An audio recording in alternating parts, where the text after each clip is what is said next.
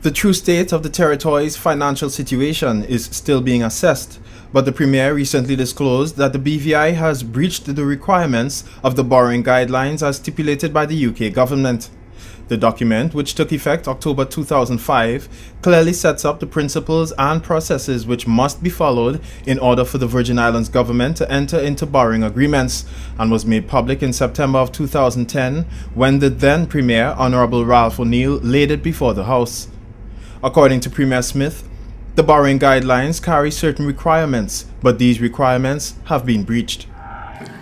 Well, as you know, the borrowing guidelines that existed had certain requirements for borrowing, and those requirements were breached, let's put it that way. And hence the need to have further discussion, ongoing discussions to be able to access those funds.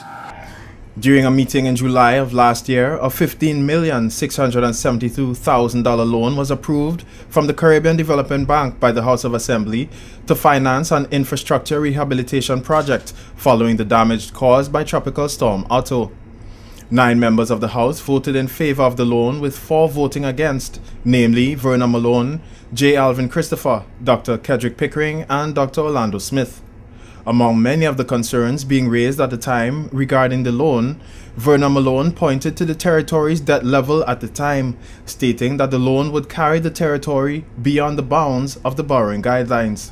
On many subsequent occasions, I spoke openly about us taking the country to a bad place, and I said to the brink of bankruptcy. I remember using those words. And when I saw this resolution, Mr. Speaker, and I wondered whether it would take $15 million to do the work. Where's the list?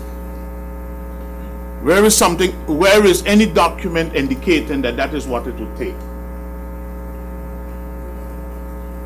And Mr. Speaker, I really have to associate myself with the comments made by the member for the 2nd District, because I am equally worried. Equally worried, Mr. Speaker.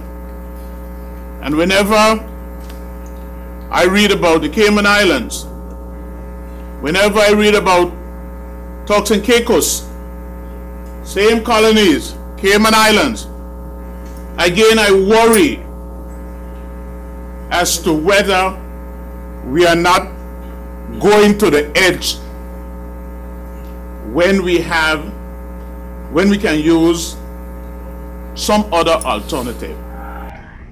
According to former Finance Minister Ralph T. O'Neill, as of May 31st, government's outstanding balance of payments to creditors and contractors from the recurrent expenditure budget and the capital expenditure budget stands at $27,800,000.